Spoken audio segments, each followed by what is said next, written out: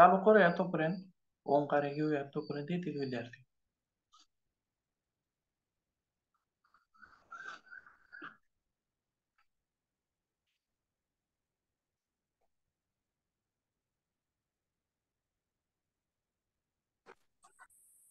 कोणत्याही एका ध्यानात्मक आसनामध्ये बसून घ्यायचे. हातामध्ये ज्ञान मुद्रा, दीर्घ श्वास,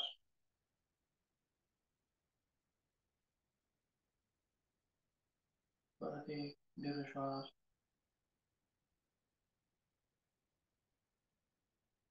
परत एक,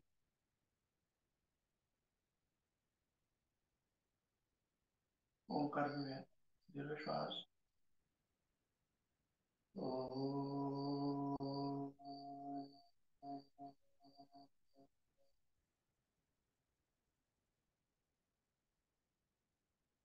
दीर्घ श्वास,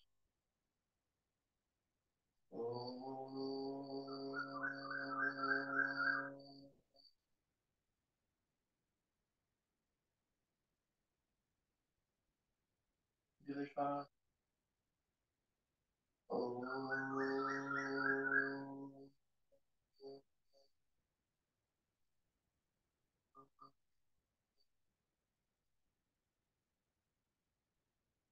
प्रार्थना घेऊया. योगेन चित्तस्य पदेन वाचा बलं शरीरस्य च वैदकेन योपाकरोत्तं प्रवरं मुनीनां पतञ्जलिं प्राञ्जलिरानतोऽस्मि. सर्वलक्ष्मी करून घ्यायच्या.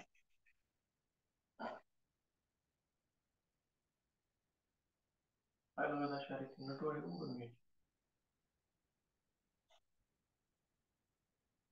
लगेचच सूक्ष्म व्यायाम करून घेऊया. उभं राहायचं.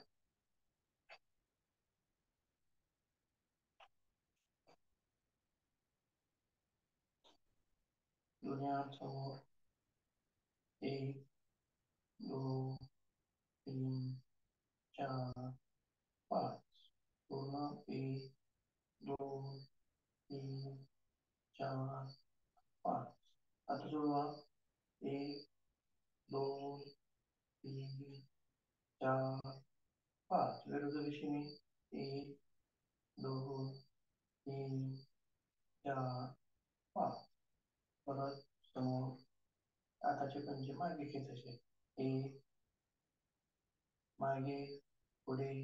1 2 3 4 5. त्यातला दुसरा प्रकार बाजूला. 1 2 3 4 5 6 7. थोडा दुसरा प्रकार घेतले लगेच. 1 श्वास घेत मागे. 1 श्वास पुढे. 1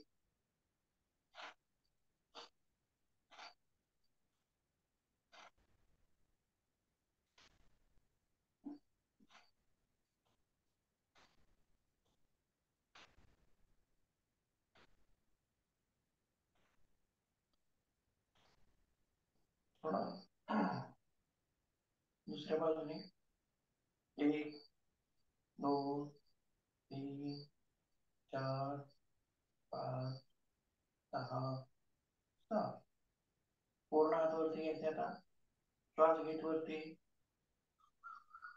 श्वास खाली. 1 2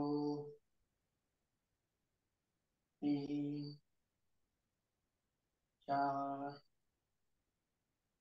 5 6 7. थोडा दुसरा प्रकार. 1 2 3 4. श्वास घेत पुढे. श्वास सोडत मागे. श्वास घेत पुढे. श्वास सोडत मागे. थोडा परत रोटेशन. 1 2 3 विरुद्ध दिशेने 1, 2, 3. थोडा दुसरा प्रकार. दोन्ही हात इंटरलॉक करून घ्यायचे. आता वरती श्वास घेत वर, खाली, श्वास घेत वर, खाली. 1, 2, 3. हाताचे कोपरे सरळ करायचे, एकदम ताठ. 1, 2, 3, 4, 5. सोडा. परत दुसरा प्रकार. आता इंटरलॉक करायचे बाजूला. 1, 2, 3, 4, 5, 6. सोडा. परत दुसरा प्रकार. आता वरती घ्या, खाली टेकवायचे. 1, 2, 3, 4, 5, 6, 7. थोडा मानेचे प्रकार घेऊया. बाजूला, समोर, समोर, समोर, समोर. दुसरा प्रकार. समोर, समोर, समोर. श्वास घेत खाली, खांद्याकडे. कान खांद्याकडे न्यायचा. श्वास सोडत वर. 1, 2, 3, 4, 5. दुसरा प्रकार पूर्ण वरती बघायचा. 1, 2, 3. समोर. परत 1, 1, 2, 3. समोर. परत 1, 1, 2, 3. समोर. आता रोटेशन करून घेऊया. 1, 2, 3. विरुद्ध दिशेने 1, 2, 3. दुसरा. 1, 2, 3. विरुद्ध दिशेने 1, 2, 3. दोन्ही हाताने करूया. 1, 2, 3. विरुद्ध दिशेने. श्वास घेत वर, श्वास सोडत खाली. श्वास घेत वर, श्वास सोडत खाली. 2, 3. थोडा बघा. एक हात असा घ्यायचा, बरोबर आहे, आणि दुसरा हात असा घ्यायचा. दोन्ही हात एकदाच येतील का बघा. 1, 2, 3. विरुद्ध दिशेने 1, 2, 3. थोडा दुसरा प्रकार घेऊया. आता समोर श्वास घेत माग,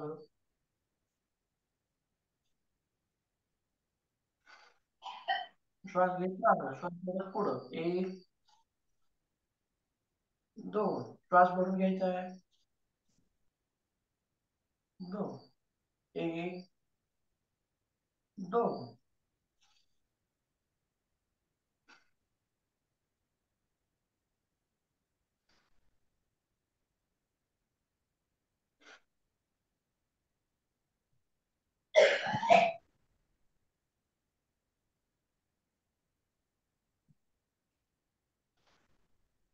दुसरा प्रकार घेऊया.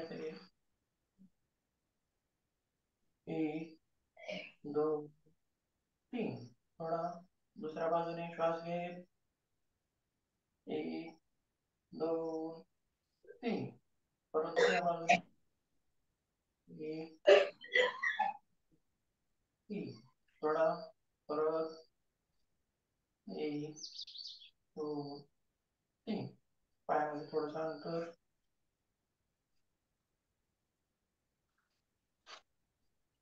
श्वास घे. 1, 2, 3. दुसऱ्या बाजूने 1, 2, 3. परत 1. श्वास घे.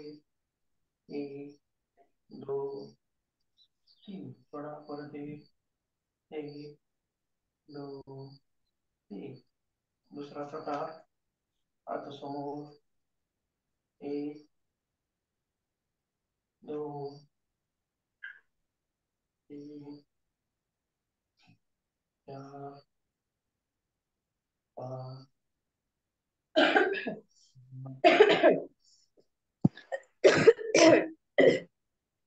आठ, नऊ, 10. दुसरा प्रकार येऊयात वर एक, दोन, तीन, चार, पाच, सहा, सात, आठ, नऊ, 10, 11, 12, 13, 14. म्यूट करा थोडं, कोणाचा पाहुणा आहे बघा ऑडिओ.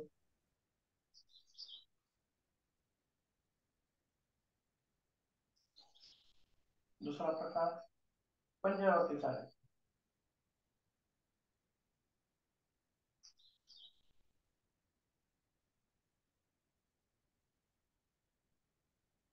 फक्त पंजावरती.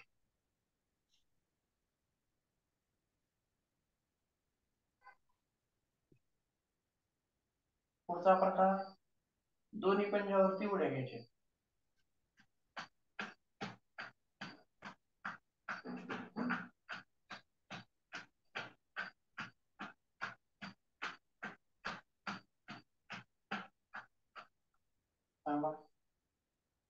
त्याच्या पुढचा प्रकार पायामध्ये अंतर ठेवून उडी घ्यायची. मग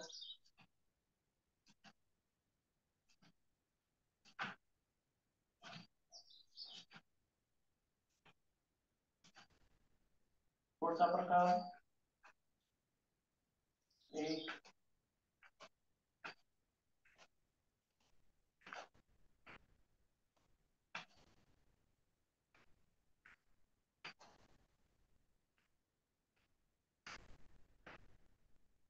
थोडा रोटेशन घेऊयात लगेच. एक, दोन, तीन, चार. विरुद्ध दिशेने एक, दोन, तीन, चार. पाय जवळ घ्यायचे. दुसरा प्रकार एक, दोन, तीन, चार, 5. गुडघ्याचं रोटेशन घेऊया. एक, दोन, तीन. विरुद्ध दिशेने एक, दोन, तीन. होता दुसरा प्रकार एक, दोन, तीन, चार, 5. दुसऱ्या बाजूने एक, दोन, तीन, चार, 5. थांबूया. बसून घ्यायचं.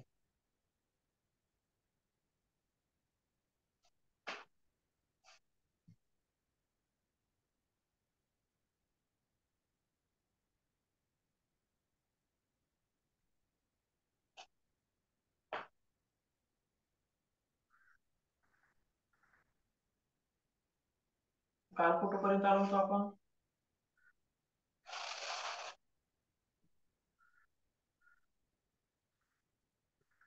सिटिंग पोझिशनची आसनं आपली झाली. आता फाईन पोझिशन म्हणजे सर्वांगासन हलासन सुद्धा झाले. फक्त पोटावरती झोपून करायची आसनं राहिली. पाठीवरती झोपून करायची आसनं झालेली आहे. तर पुढची आसनं बघूयात कोणते.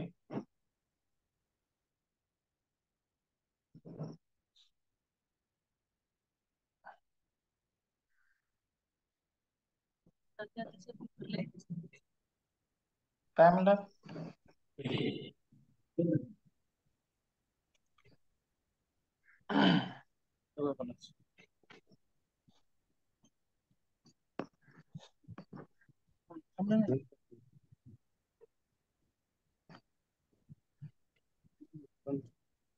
स्पाइन पोझिशन्स म्हणजे पाठीवरती झोपून केलेले आसन, सर्वांगासन, हलासन आणि मत्स्यासन हे केलेले आहेत.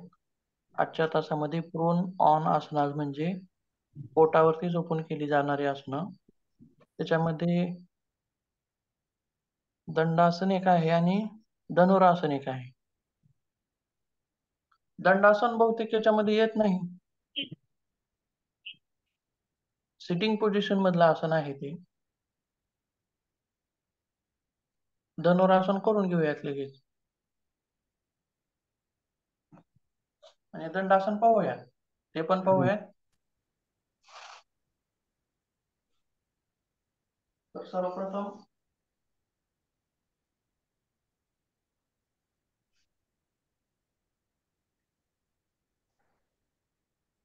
पोटावरती झोपून घ्यायचंय.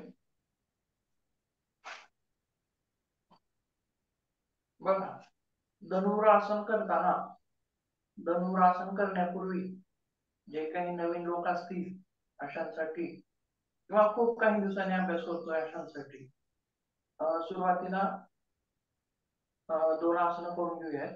एक भुजंगासन, मग नंतर धनुरासन.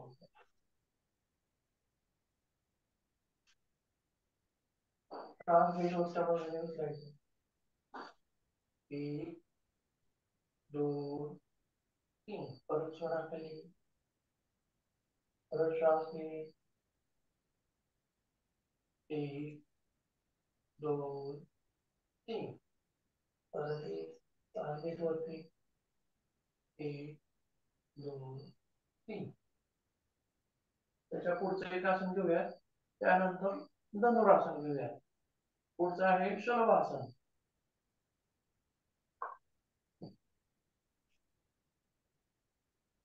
1 2 3. दुसऱ्या बाजूने श्वास किती पायावरती येत आहे. 1 2 3. परत एक दुसऱ्या बाजूने श्वास घेत. 1 2 3. परत एक 2 3. दोन्ही पाय एकदाच घेऊयात. श्वास घेत वरती. 1 2 3. थोडा परत 1 2 3. थोडा विश्राम स्थिती.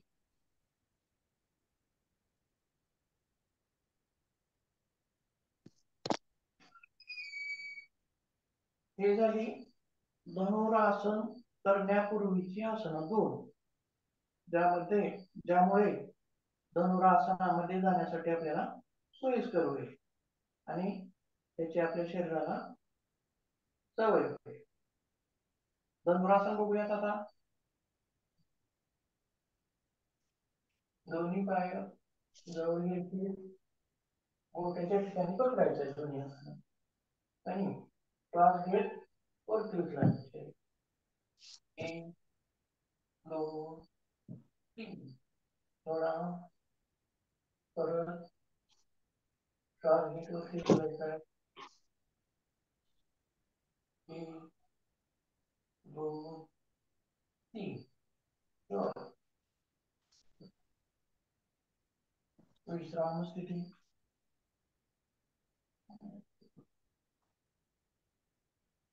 डाव्या बाजूने उठायचे.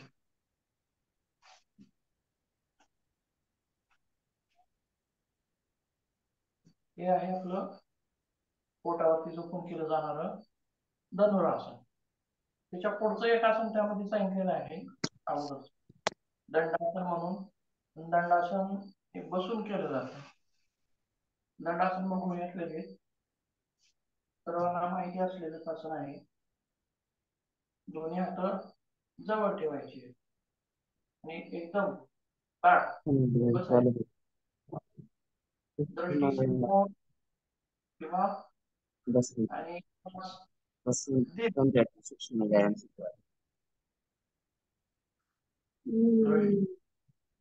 श्वास दीर्घ, सामान्य श्वास घेणे आणि श्वास सोडणे. तर धनुरासनामध्ये कसं होतं, श्वास अंतर्कुंभकता, श्वास घ्यायचा, रोखायचा आणि आसन सोडताना रेचक करायचं.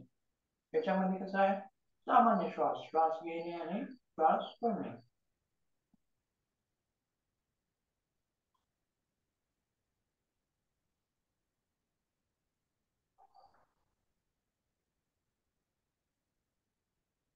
हे आसन करताना 90 अंशाचा कोन झाला पाहिजे. अशा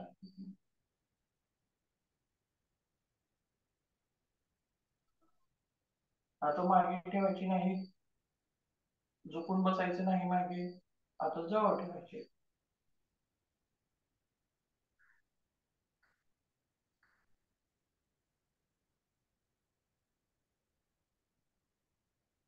थांबूया, विश्राम.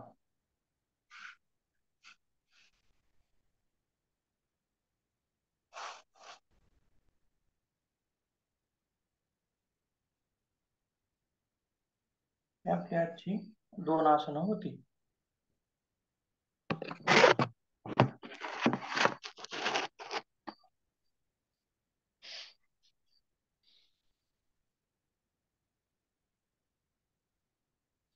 काल आपण कोणत्या कोणत्या आसनाची माहिती कुठपर्यंत आलोय?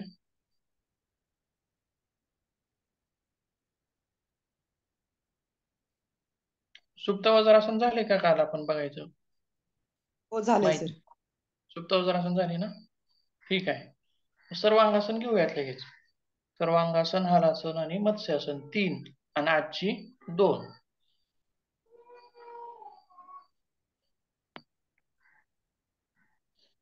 सर्वांग म्हणजे काय हो, सांगता येईल का आपल्याला?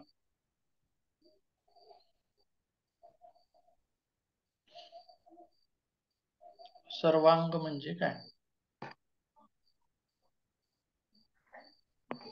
सर्व अंग, फुल बॉडी. हो बरोबर आहे, छान. सर्व म्हणजेच सर्वांगाला व्यायाम देणारं आसन म्हणजेच सर्वांग आसन. थोडक्यात त्याचा सामान्य असा अर्थ आहे, जेणेकरून त्याचा प्रभाव आपल्या पूर्ण शरीरावरती दिसून येतो, म्हणून या आसनाला सर्वांगासन असं म्हणलेलं आहे. पुढे बघूया त्याचा फायदा काय होतोय, कसं करायचं ते आपण काल पाहिलेलं आहे. तर फायद्यामध्ये काय सांगता येईल, ज्यावेळी आपण पाय वरती करतो आणि डोकं खाली घेतो, त्यावेळेस काय होतं की पायाकडचे जे रक्त असतं, बरोबर आहे, ते खालच्या दिशेनं सहजरित्या वाहू लागतं. इमेज दिसते ना तुम्हाला? हो सर.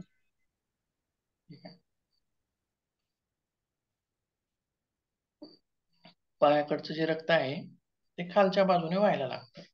म्हणजेच याचे फायदे काय होतात ते बघूया.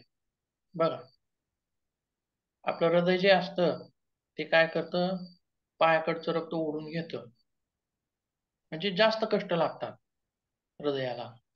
पण ज्यावेळी आपण सर्वांगासन करतो त्यावेळी सहजरित्यानं ते रक्त खालच्या दिशेने व्हायला लागतं. म्हणजे थोडक्यात हृदयाला विश्रांती मिळवून देणारं हे आसन आहे असं आपण तिथं म्हणू शकतो. त्याचसोबत हृदयाला मजबूती देणारं आसन आहे, हृदयाला बळकट करणारं आसन आहे.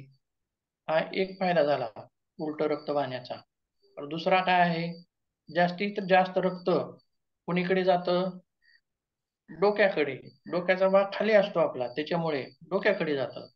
डोक्यामध्ये काय काय आहे, नाक आहे, कान आहे, डोळे आहेत आणि सगळ्यात महत्वाचा भाग म्हणजे आपला सर्व शरीराला चालवणारा जो राजा आहे, मास्टर आहे, तो आपल्या डोक्यामध्ये राहत असतो. म्हणजेच मेंदू.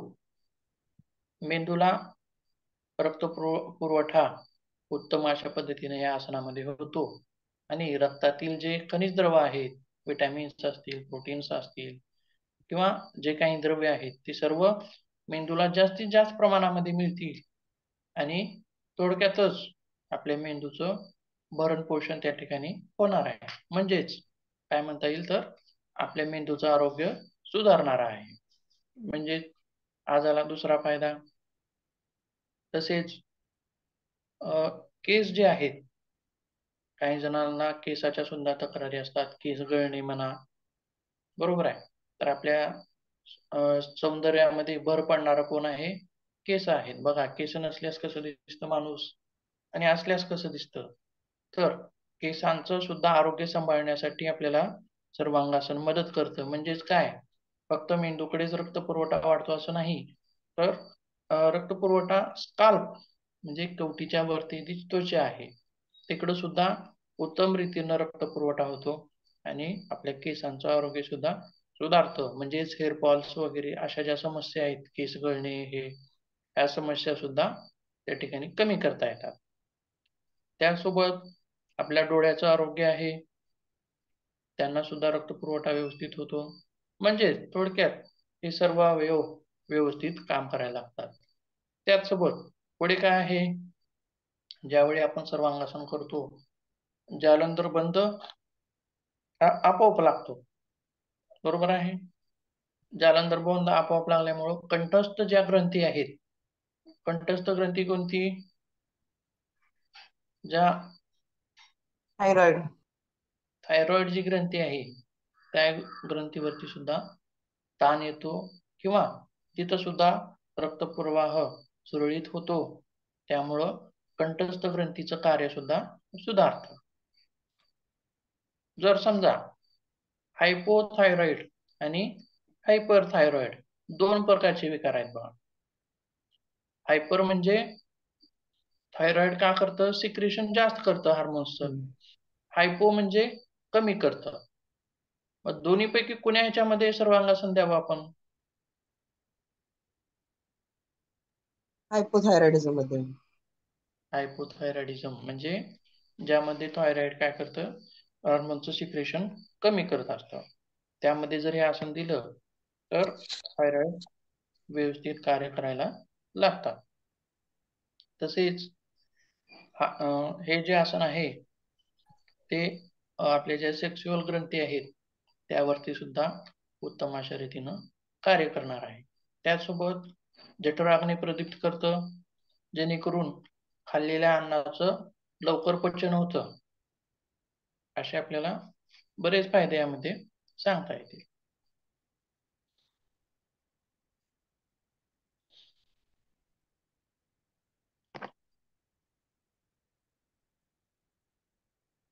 त्याचसोबत पाठीमागचे जे स्नायू आहेत बघा, तर स्कल दाखवलेला आहे वरती या चौकोनामध्ये, कवटी आणि मानेच्या लगत असणारे किंवा कवटीच्या खालती असणारे, बघा ज्यावेळी सर्वांगासन करतो किंवा हलासन करतो, दोन्ही आसनामध्ये स्कलच्या खालील मांसपेशी किंवा पाठीच्या मांसपेशी या दोन्हीवरती जास्तीत जास्त ताण पडतो. पाहिले का? केल्यास लक्षात येतं बघा, बरोबर आहे. तर ह्या मांसपेशींना सुद्धा उत्तम असा व्यायाम भेटतो. तसेच हाताच्या पाठीमागचे स्नायू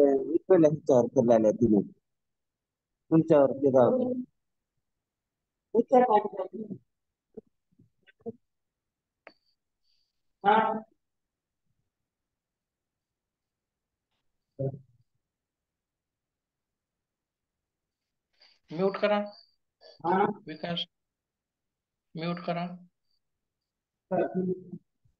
अशा स्नायूंना सुद्धा हे आसन आपल्याला मदत करणार आहे. तुम्ही सांगा आणखीन एखादा फायदा काय आहे का तुमच्या ओळखीचा? सर, सर्वांगासन आणि शीर्षासन जवळपास सारखीच आहेत का? कोणतं? सर्वांगासन आणि शीर्षासन. शीर्षासन? हो, दोन्हीचे फायदे जवळपास सारखेच आहेत, फक्त करण्याची पद्धत थोडीशी वेगळी आहे. आता इथं बघा, शीर्षासन हे प्रत्येक व्यक्तीला जमेल असं नसतं, बरोबर आहे. किंवा काही शारीरिक कमजोरीमुळं किंवा काही शारीरिक व्याधींमुळं शीर्षासन करू शकत नसतील किंवा शीर्षासन करता येत नाही, जमत नाही, अशा लोकांनी सर्वांगासन जरी केलं तरी चालतं. कारण सर्वांगासन, शीर्षासन आणि विपरीत करणी मुद्रा या तिन्हीचे फायदे जवळपास सारखेच आहेत. त्यातील जी गोष्ट तुम्हाला जमेल सहजरीतीनं, सहजगत्या, त्यातील ती गोष्ट आपण करू शकतो. मग समजा आता आपल्याला शीर्षासन येतच नाही असं म्हणून समजता येत नाही. प्रयत्नपूर्वक जर आपण प्रॅक्टिस करत गेलं किंवा भिंतीचा आधार घेत म्हणा किंवा आणखीन काही कुठल्या पद्धतीनं करता येईल का ते पाहत गेलं तर शीर्षासन सुद्धा नंतर जमायला लागेल. फायदे मात्र जवळपास सारखे आहेत. त्यामध्ये सुद्धा रक्त डोक्याच्या बाजूने वाहतं. विपरीत करणीमध्ये सुद्धा तशीच पद्धत आहे.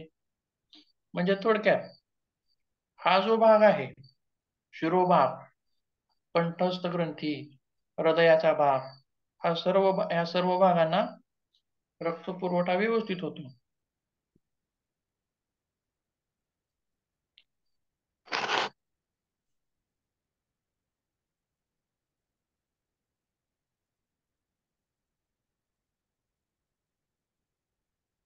पुढे काही काय नाही विकास विकासजी काय हा म्यूट करा. काय काय सांगायला माहिती शीर्षासन सर्वांगासन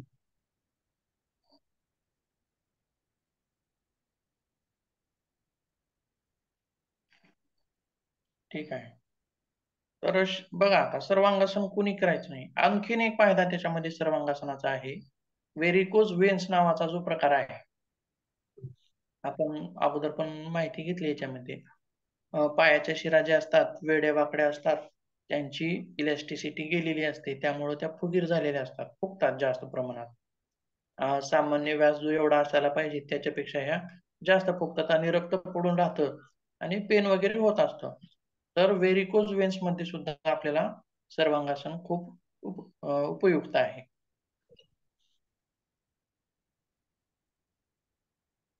सर्वांगासन कोणी करायचं नाही.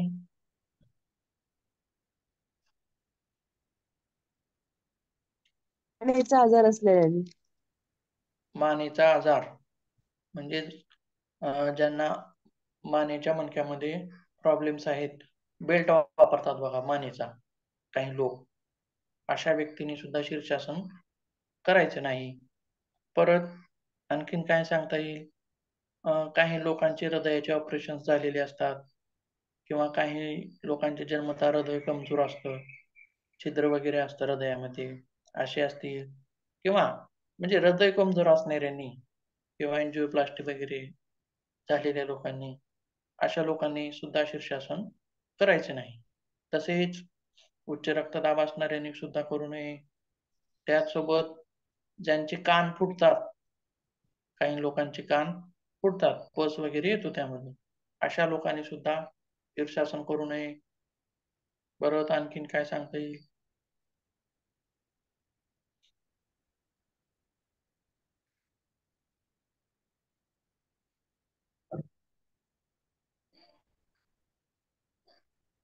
सांगा, तुम्ही सांगा एक दोन.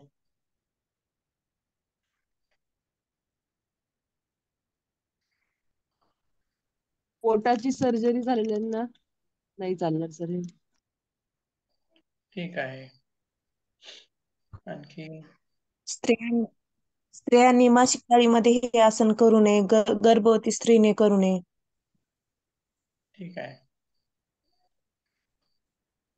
मासिक पाळीमध्ये तर कोणतेच योगाभ्यास करायचा नाही आपल्याला. हेच आसन आहे असं नाही.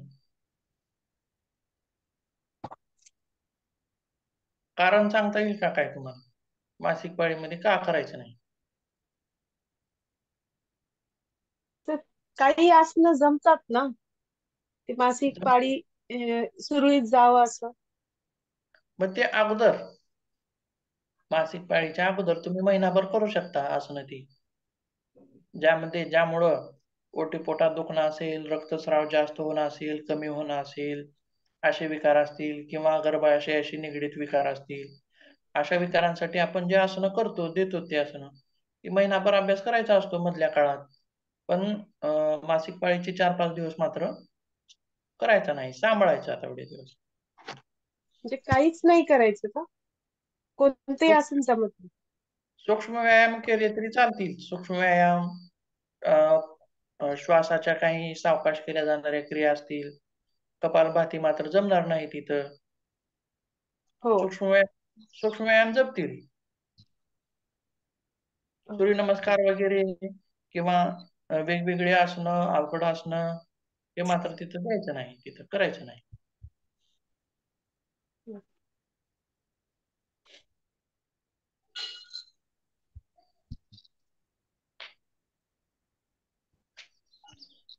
असं का सांगू शकाल का कुणी?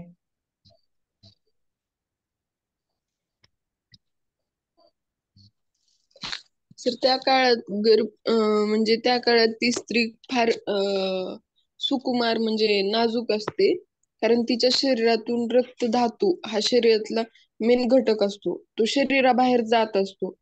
मग बरोबर. मग त्याच्यामुळं शक्यतो काही अवघड गोष्टी टाळावं, आराम करावा त्या काळात, असं म्हटलं जातं. छान छान.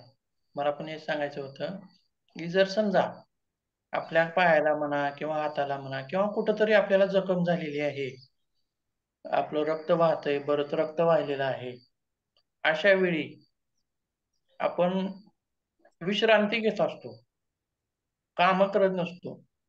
ज्यावेळेस रक्त जखम झालेली आहे, लागलेलं आहे, मोठं रक्त वगैरे वाहिलेलं आहे, तर त्यावेळेस आपल्याला उपचार घ्यायचे असतात किंवा विश्रांती घ्यायची असते.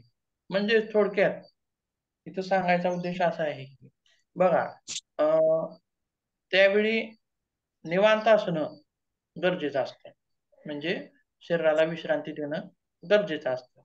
तसेच आता बघा, टीव्हीवर ते बऱ्याच ॲडव्हर्टाइज आहेत वेगवेगळ्या पॅडच्या वगैरे.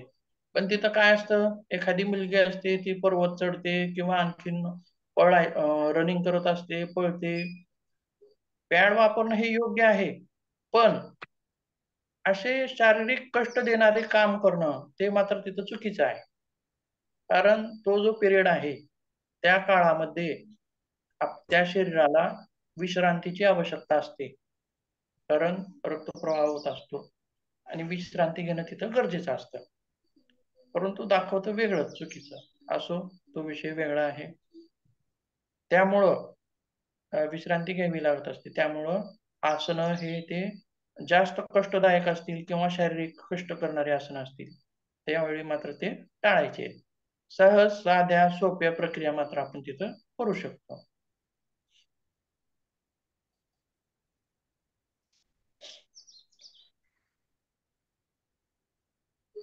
पुढे बघूयात. हलासन. हाल म्हणजे काय हो? बहुतेक हा हिंदीतील शब्द आहे का? नांगर. हल. हल म्हणजे नांगर. ज्या आसनामध्ये आपल्या शरीराची आकृती ही नांगरासारखी होते, त्यामुळं त्या आसनाला हलासन असं म्हणलेलं आहे. मग ज्यावेळी आपण हलासन करतो त्यावेळी जास्तीत जास्त ताण कुठं पडतो?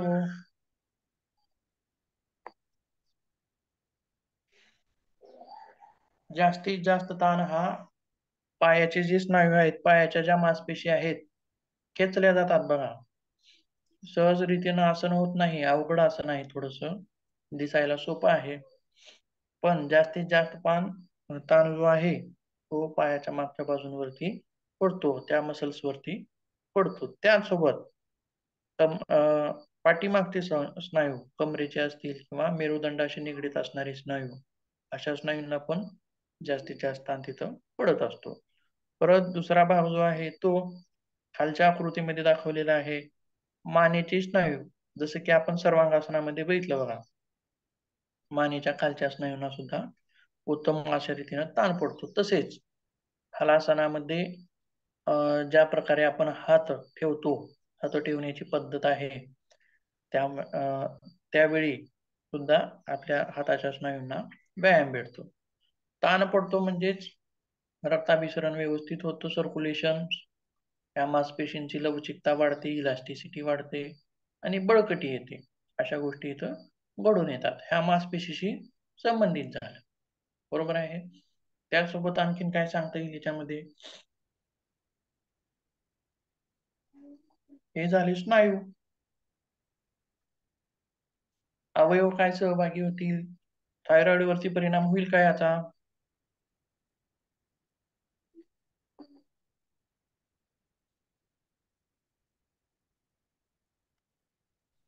हो सर.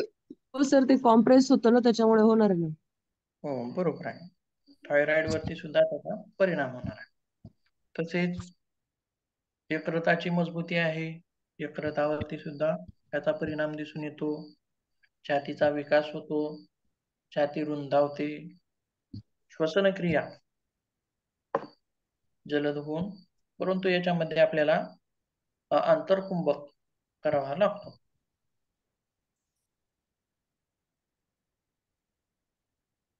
पायाची चरबी असेल किंवा कमरेवरची चरबी असेल ती सुद्धा दूर होते. नाडीतंत्र जे आहे आपल्या शरीरातील, म्हणजेच नर्वस सिस्टम, नाडीतंत्र, हे सुद्धा आसनानं बलवान होतं. तसेच वीर्यविकारांचं सुद्धा निर्मूलन या आसनाने केलं जातं. आणि विशेष जो जोर आहे तो पाठीच्या कण्यावरती आहे. म्हणजेच पाठीच्या कण्याला व्यायाम देणारे हे आसन आहे. कॉम्प्रेशन करणार आहे का एक्सपान्शन करणार आहे पाठीचा कणा? तिचा कणा एक्सपांड होतो सर. एक्सपान्शन करणारा आसन आहे. बरोबर आहे. जठराच्या मासपेशींना सुद्धा उत्तम व्यायाम मिळून तिथलं सुद्धा आरोग्य सुधारतं.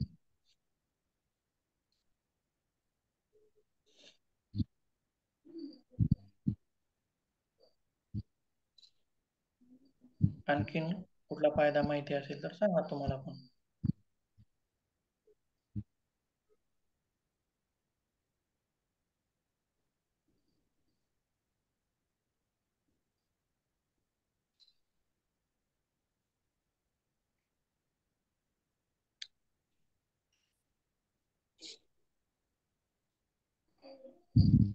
कोणी करायचं नाही सांगा आता.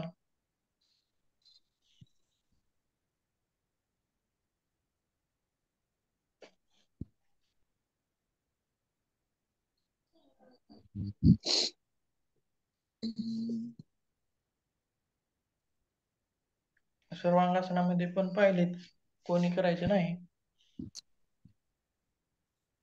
मानेची बरोबर आहे.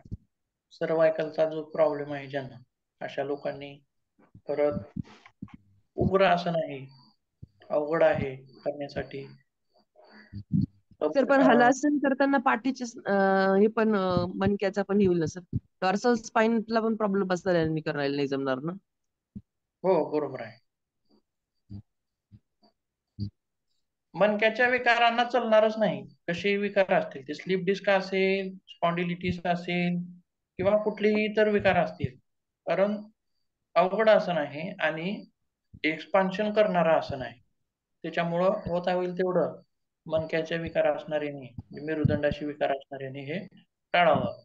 मेरुदंडाशी विकार असणाऱ्यांनी लोकांनी एक्सपान्शन करणारी आसनं जास्तीत जास्त करावी. आणि आसनं करताना त्या व्यक्तीने चर्चा केली पाहिजे किंवा ते नेमकं मेरुदंडामध्ये विकार कुठला आहे. जास्तीत जास्त जे विकार असतात त्यामध्ये एक्सपान्शन करणारीच आसनं येतात, करावी लागतात. एखादा विकार असा असतो की ज्याच्यामध्ये एक्सपान्शन करणारं आसन करावं लागतं.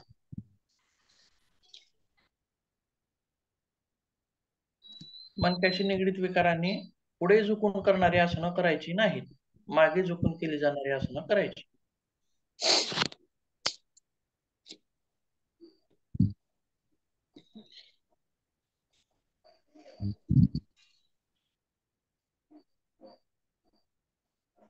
पुढे बघूया. मत्स्यासन.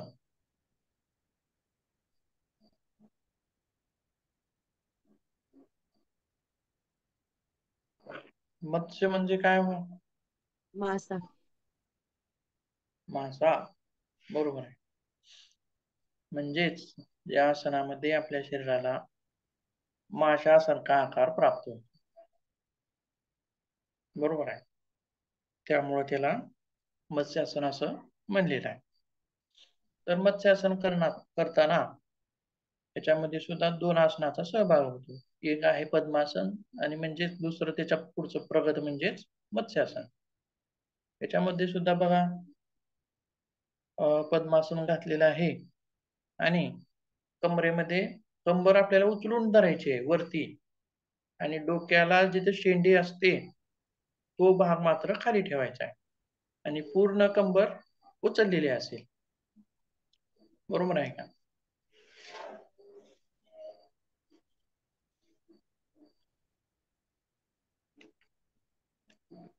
काय सांगता येतील फायदे मग मत्स्यासनामध्ये?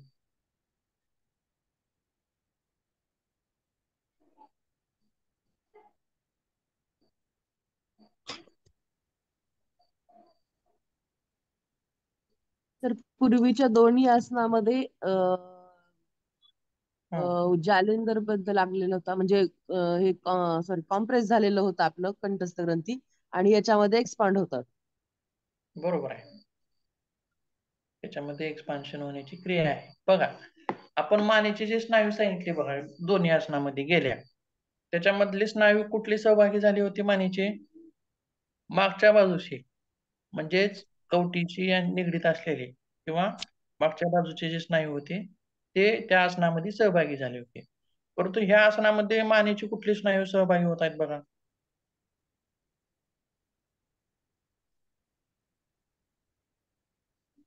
समोरील गळ्याकडच्या भागाला ताण पडतो सर. गळ्याचे स्नायू. बरोबर आहे. छान. गळ्याचे स्नायू याच्यामध्ये सहभागी होत आहेत. तसेच गळा, छाती आणि पोट. छातीचा सुद्धा भाग वरती ताणल्यामुळं छाती रुंदावते. तसेच उघड निघणे असे जे प्रकार आहेत किंवा वाकून बसणे, वाकून चालणे म्हणजे बाक आलेला आहे कमरेमध्ये अशा लोकांना सुद्धा हे आसन चांगलं आहे. तसेच पोटावरती सुद्धा ताण येतो म्हणजेच पोट मध्ये खेचलं जातं. पोटातील स्नायूंना सुद्धा याचा व्यायाम मिळतो. गळा साफ राहतो विशेष म्हणजे. तसेच खांद्याचे स्नायू जे आहेत ते मागच्या बाजूने वळल्यामुळं तिथं सुद्धा व्यायाम मिळतो खांद्याच्या स्नायूंना. आणि फुफ्फुसाचा विकास करणारं हे आसन आहे. त्याचसोबत आतड्यातील जे मल आहे, जे बद्धकोष्ठता नावाचा प्रकार असेल काही लोकांना, मल विसर्जन जे आहे ते करण्यासाठी जास्त वेळ लागतो किंवा कठीणाई लागते अशा लोकांना सुद्धा हे आसन मदत करणार आहे. मलबद्धता म्हणजेच कशाशी निगडीत आले मलबद्धता? मोठ्या आतड्याची. आतड्यांची. लहान आतड्याची का मोठ्या आतड्याची? मोठ्या आतड्यांची बद्धकोष्ठता म्हणजे. बरोबर आहे. मल बाहेर काढून टाकण्याचं काम हे मोठ्या आतड्यांचं आहे. म्हणजेच मोठ्या आतड्यावरती परिणाम करणारं आसन आहे. छोट्या आतड्याचं काय काम आहे मग? अन्नातील रस ग्रहण करणे. अन्न पचन करणे. पचन करणे नाही. पचन करण्याचं काम लहान आतड्याचं नाही, जठराचं आहे. पोट जो काजू सारख्या आकाराचा जो अवयव आहे आपल्या शरीरातला त्याचं काम आहे ते मिक्सिंग करणे आणि पचन झालेलं जे अन्न आहे ते कुठं ढकललं जातं? लहान आतड्यामध्ये. मग लहान आतड्यात काय होतं क्रिया? लहान आतड्याचं मुख्य हे काय आहे तर अन्नातील जे पोषक तत्व आहेत म्हणजेच कॅल्शियम आहे, विटॅमिन्स आहेत, प्रोटीन्स आहेत, म्हणजे जे काही घटक आहेत ते सर्व घटक त्या अन्नातील शोषून घेणं हे काम लहान आतड्यांचा आहे. आणि मोठ्या आतड्याचं काय आहे तर हे शोषून घेतलेलं जे रस आहे अन्नातला ते पुढे पाठवतात आणि ते कुणाकडे जातं मोठ्या आतड्याकडे. मोठ्या आतड्याचं काम आहे मल बाहेर फेकणे. तसेच या आसनाचा लाभ फुफ्फुसावरती परिणाम होत असल्यामुळं दमा, खोकला अशा विकारांवरती सुद्धा दिसून येतो. ज्यांना मलबद्धतेचा त्रास आहे अशा लोकांनी थोडस पाणी पिऊन हे आसन केलं तरी मलबद्धतेच्या त्रासामध्ये कमी होते. मल पुढच्या बाजूने ढकलला जातो.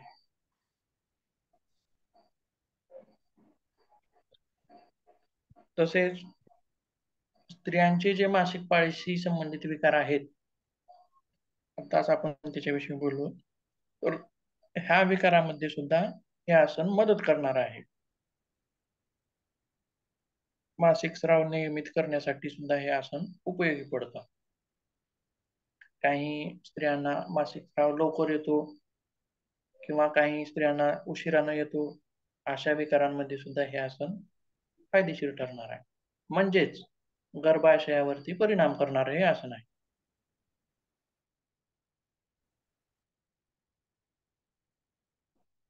तसेच ब्लॅडरचा सुद्धा समावेश होतो याच्यामध्ये, म्हणजे मूत्राशयाची पिशवी याच्यावरती सुद्धा परिणाम होतो.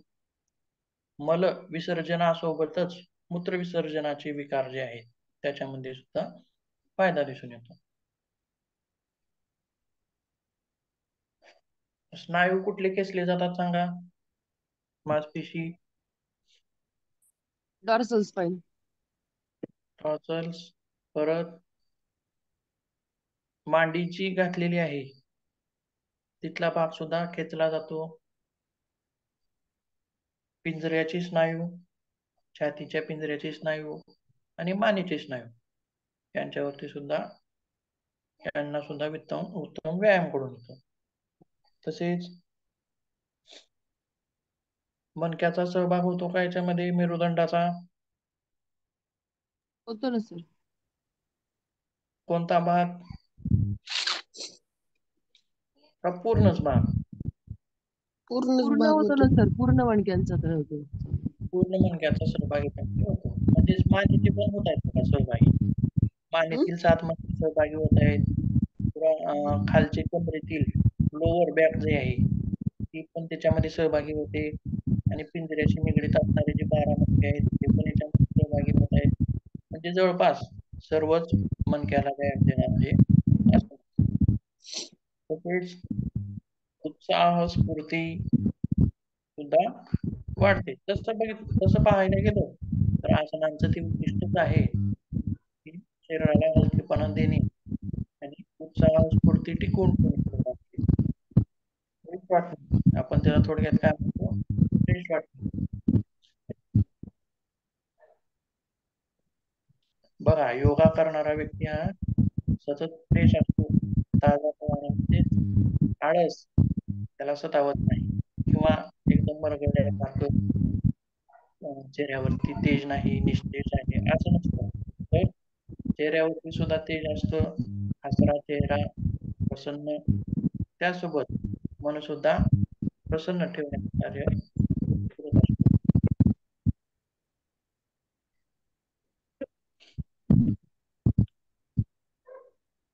कोणी करायचं नाही सांगा आता?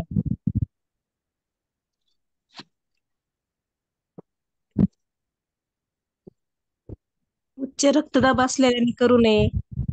मानेचे आजार, पाठीच्या मणक्यामध्ये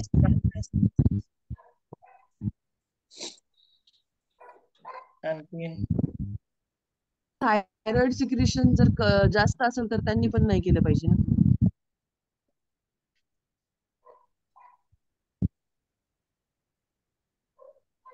अपेंडिक्सचा त्रास असेल,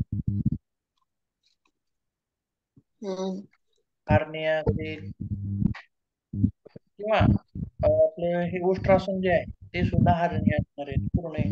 म्हणजेच हार्निया असणाऱ्या लोकांनी मागे झुकून चुकी जाणारे असं करायचे नाही. त्यांनी पुढे झुकून केली जाणारी आसनं करावी. ठीक आहे, पुढे बघूयात. म्हणजे 4-5 तरी आपल्याला सांगता येतात सहजगतीनं.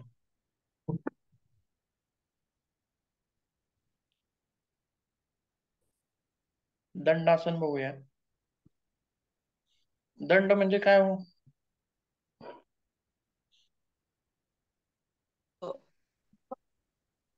सांगता उभी येईल का? स्थिती. दंड म्हणजे उभी स्थिती असं म्हणता येणार नाही. कशाला दंड म्हणतो आपण? स्थिती सोडा, दंड कशाला म्हणतो? काठी, काठी.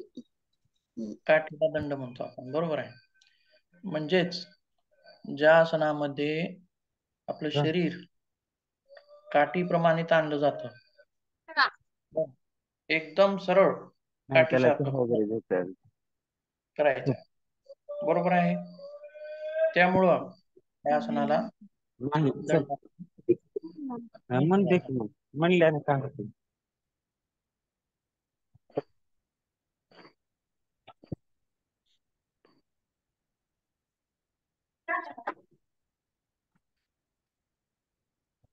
बघा, दंडासनामध्ये सुद्धा कोणते स्नायू सहभागी होत आहेत? पायाचे स्नायू आणि मणक्याशी निगडीत. आता आपण बरीच आसनं बघितली, बरोबर आहे. मणक्याला व्यायाम देणारी किंवा मणक्याला निरोगी ठेवण्यासाठी कशी कोणती होते? साइड बेंड, इकडे झुकणे, तिकडे झुकणे, पुढे झुकणे, मागे झुकणे, पीळ देणे, बरोबर आहे. हे सर्व आपण वेगवेगळ्या आसनामध्ये बघितलं. परंतु मणक्यामध्ये सरळ ठेवणे, मणक्याला सरळ स्थितीमध्ये ठेवणे, म्हणजे जी नॅचरल पोज आहे, मणक्याची नॅचरल पोज आहे, त्या पोज मध्ये आपण बसत नसतो, झुकून बसत असतो.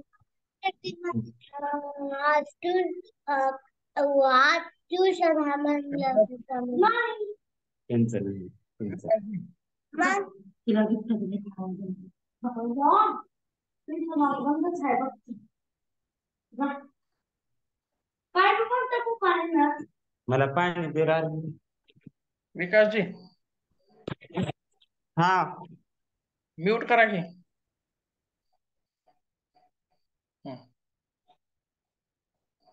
आपण सामान्य वेळी ज्या वेळेस बसत असतो त्यावेळी कसं बसतो?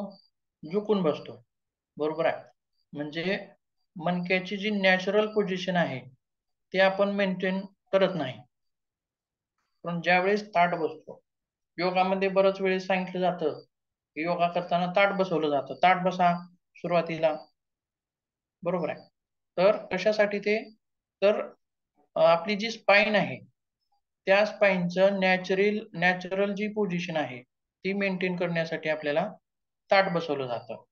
आणि तीच क्रिया कोणत्या आसनामध्ये घडून येते? दंडासनामध्ये. त्यासोबत ओढण्याचा जो ताण आहे, जसं दोरी आहे आपल्या हातामध्ये, आपण इकडं ओढतोय, म्हणजेच बघा, पीळ दिली आपण मणक्याला, इकडं झुकवलं, तिकडं झुकवलं, मागं झुकवलं, पुढं झुकवलं, परंतु खेचलं नाही. खेचण्याचा जो प्रकार आहे तो प्रकार आपल्याला दंडासनामध्ये दिसून येतो. ताठ, एकदम मान सरळ, खेचण्याचा जो प्रकार आहे, खेचून दिला जाणारा व्यायाम, तो प्रकार आपल्याला दंडासनामध्ये दिसून येतो. आणखीन कोण्या आसनामध्ये होतो खेचण्याचा प्रकार?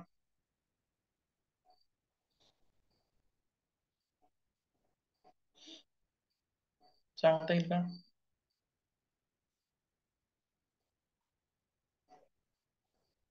तर पश्चिमोत्तानासनामध्ये खेचता येते. ताडासन. पश्चिमोत्तानासनामध्ये फॉरवर्ड बेंडिंग होते, कॉम्प्रेशनचा प्रकार होतो. तर ताडासनामध्ये खेचण्याचा प्रकार होतो. ताडासन, यस्तिकासन. आणखीन काही सांगता येईल? वृक्षासन. वृक्षासनामध्ये मेरुदंडावरती ताण येतो का? ताडासनामध्ये ठीक आहे, वृक्षासनामध्ये म्हणता येणार नाही तेवढं. वृक्षासनावर नाही येत सर कुठला स्थान. बॅलेन्सिंग असं. बॅलन्सिंग आसनामध्ये आहे. सहसा मेरुदंड तिथे सहभागी होत नाही त्या आसनात. पद्मासन त्याच्यामध्ये स्ट्रेट स्पाईनला स्ट्रेट ठेवण्याचे प्रकार आहेत ते, नॅचरल पोझिशन मध्ये ठेवण्याचे प्रकार.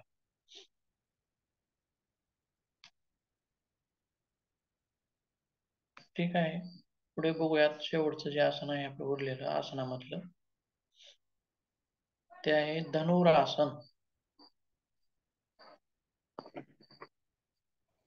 धनु म्हणजे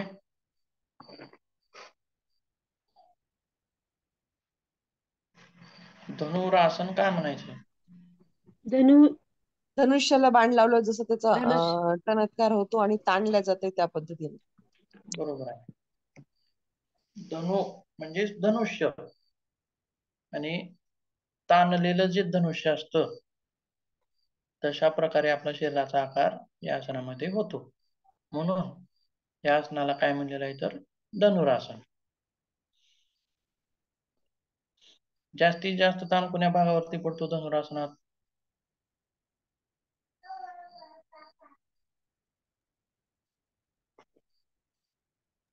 पोटाच्या पोट आणि स्नायूवर. छाती. पोटावरती जास्तीत जास्त ताण पडतो. बरोबर आहे. म्हणजेच बघा, स्नायू संस्था बघू अगोदर, नंतर अवयव बघूया कोणते कोणते सहभागी होतात. स्नायू संस्थेमध्ये पाठीमागचे स्नायू कॉम्प्रेस होतात, म्हणजे आणि पुढचे जे आहेत ते एक्सपांड होतात. बरोबर आहे. म्हणजे जास्तीत जास्त ताण हा पुढच्या बाजूने पडतो. आणि तसेच मांडीचे स्नायू सुद्धा याच्यामध्ये सहभागी होतात, खालचे आणि वरचे दोन्ही पण. हिप्स मसल्स आणि खांद्याचे स्नायू तसेच छातीचे स्नायू, अशा पद्धतीनं हे स्नायू याच्यामध्ये सहभागी होतात, म्हणजे त्यांचं आरोग्य सुधारतं. आता बघूयात अवयवाकडे जाऊयात. मग पोटावरती ताण देणार आहे, पोटावर जास्त प्रकारे ताण पडतो, म्हणजेच पोटातील अवयव कोणकोणते आहेत? थोडक्यातच सांगता येईल की पचनक्रिया जी आहे व्यवस्थित होते. जठर असेल किंवा लहान आतडे असतील, मोठे आतडे असतील, त्याचसोबत इथं काय काय येतं आणखीन, किडन्या असतील किंवा आपलं गर्भाशय असेल, या सर्वांवरती ताण देणारे हे आसन आहे. म्हणून या सर्वांचंच आरोग्य सुधारतं. पचनक्रिया व्यवस्थित व्हायला लागते, मलविसर्जन व्यवस्थित होतं. त्याचसोबत काय सांगता येईल आणखी,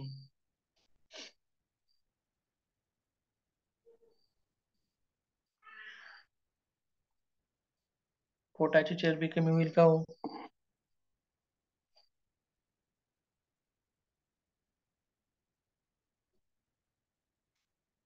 सांगा.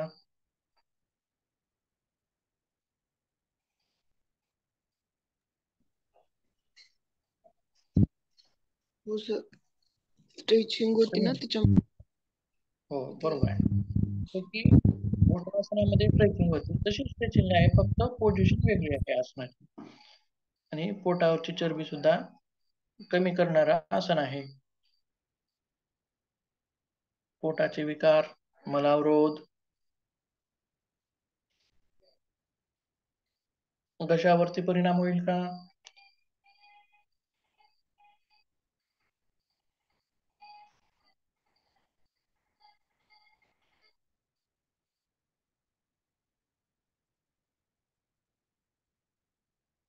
त्यासोबत बघा, आपण ज्यावेळी धनुरासन केलो त्याच्यापूर्वी 2 आसनं कोणती केली आपण धनुरासनाच्या? एक भुजंगासन केलं, भुजंगासन केलं आणि शलभासन केलं. शलभासन, बरोबर आहे. तर भुजंगासन सहभागी होते का हो याच्यामध्ये? होतोय ना सर भुजंगासन. धनुरासनामध्ये भुजंगासन पण सहभागी होतं आणि शलभासन पण सहभागी होतं. बघा, भुजंगासन जे आहे ते वरील 12 मणके आणि मानेतील 7 मणके यांना व्यायाम देणारा आहे. आणि शलभासन जे आहे ते खालचे जे आहेत कमरेचे मणके म्हणजेच 5-5 अशी जी विभागणी आहे खालची, त्या मणक्यांना व्यायाम म्हणजे हे करणार आहे. तर या आसनामध्ये वरचे 12 पण सहभागी होतात आणि खालचे पण आणि मधले पण, अशा पद्धतीनं म्हणजे दोन्ही आसनांचा लाभ याच्यामध्ये दिसून येतो. भुजंगासनाचे पण फायदे आपल्याला याच्यामध्ये सांगता येतील आणि शलभासनाचे पण फायदे याच्यामध्ये सांगता येतील.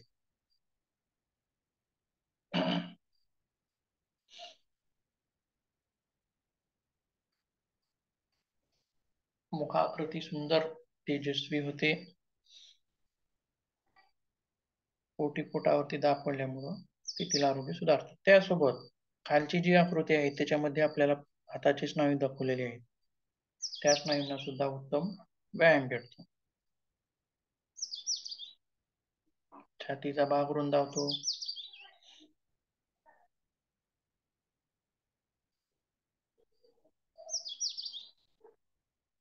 आणखीन काय सांगता येईल?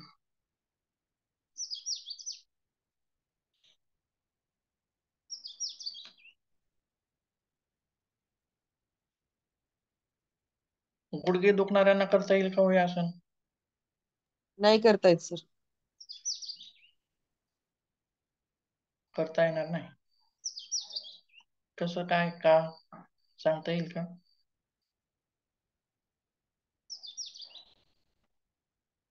सर ते आपण ओढल्यामुळे गुडघ्यावर ताण येतो सर. मग ओढला जाणारा जो ताण आहे तो गुडघ्यांसाठी उपयुक्त आहे. कॉम्प्रेशन दिला जाणारा जो ताण आहे तो ताण गुडघ्यांना नको आहे. थोडक्यात आपण वज्रासनामध्ये कॉम्प्रेशन असेल, पुन्हा कोणतं आसन, वृक्षासन आहे, वृक्षासनामध्ये पण कॉम्प्रेशन होतं, तो नको आहे. परत पद्मासन घातल्यावरती सुद्धा जोराचं कॉम्प्रेशन होतं, ते पण नको आहे. पण हे ओढला जाणारा ताण आहे, कॉम्प्रेशन केला जाणारा नको आहे. ओढला जाणारा ताण जर असेल एखाद्या आसनामध्ये तर ते आसन आपण तिथं सहभागी करू शकतो गुडघेदुखीसाठी. कारण गुडघे दुखतात म्हणजे त्याच्यामध्ये कॉम्प्रेशन झालेलं असतं, ते काढणं गरजेचं असतं. त्याच्यावरच ताण काढणं गरजेचं आहे.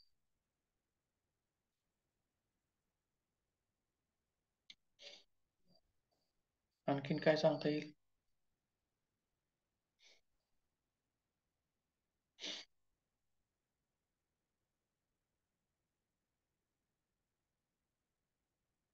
पाच सांगा फायदे, कोणीतरी एक जण. शरीर हे पोटाच्या भाग म्हणजे पोटाची चरबी कमी होते. ठीक आहे. सांध्याचा स्नायूचा व्यायाम होतो. पाठदुखीसाठी हे आसन चांगले आहे. शरीर म्हणजे सडपातळ बनते. शरीरामध्ये तमस जो असतो तो नाहीसा होतो. आणि आपल्या मनामध्ये स्फूर्ती निर्माण होते. श्वसनाच्या विकारासाठी उपयोगी आहे. आतड्यांच्या आणि वातविकार सुद्धा दूर होतो. आतड्याचे विकार आणि वातविकार हे दूर होतात. पचनक्रिया सुधारते. छान छान. आणखीन कोणी सांगेल?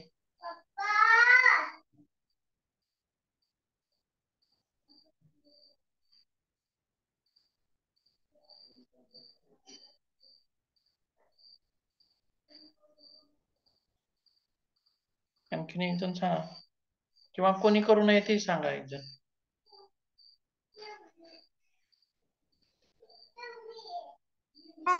ज्यांना हर्निया आहे त्यांनी करू नये. उच्च रक्तदाब असणाऱ्यांनी करू नये. आणखीन कुणी?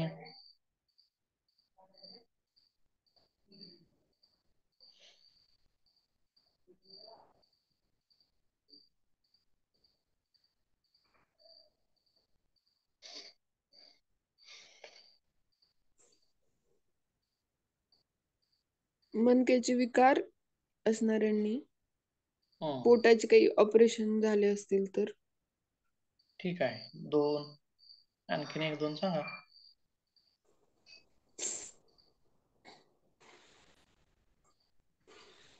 कॉमन लघु असणारे सांगा. हृदयविकार खांद्याचे असणाऱ्यांनी स्नायू दुखावे. हृदयविकार असणाऱ्याने. ठीक आहे. आणखीन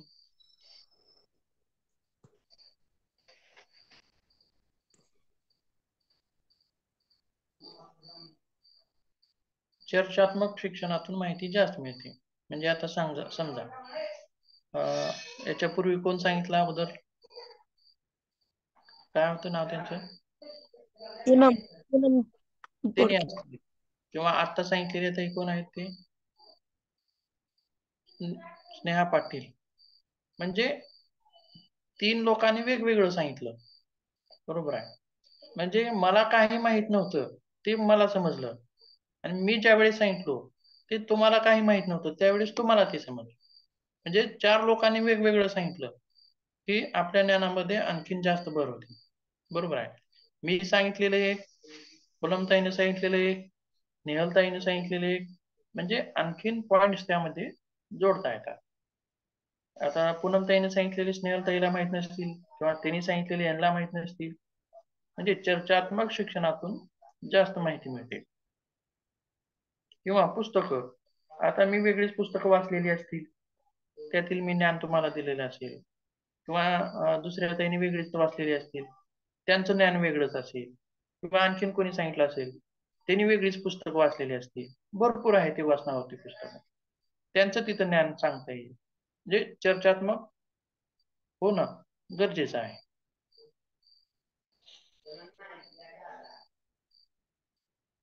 ठीक आहे. थांबूयात मग, वेळ झालेली आहे. हरि ओम, नमस्कार. आणि आपली जी आसनं आहेत, आसनाचा भाग संपलेला आहे. उद्याच्या तासामध्ये प्राणायामाचा भाग आहे आणि षटक्रियाचा काही भाग आहे, तो बघूया. तर उद्या परत एकदा सगळे आसन घ्या म्हणजे प्रॅक्टिस होते. ठीक आहे. ते सूर्यनमस्कारापासून घेऊ आपण. खरं तर सूर्यनमस्कार सुरुवातीपासूनच घ्यायला पाहिजे तर होतं. रविवार आहे उद्या.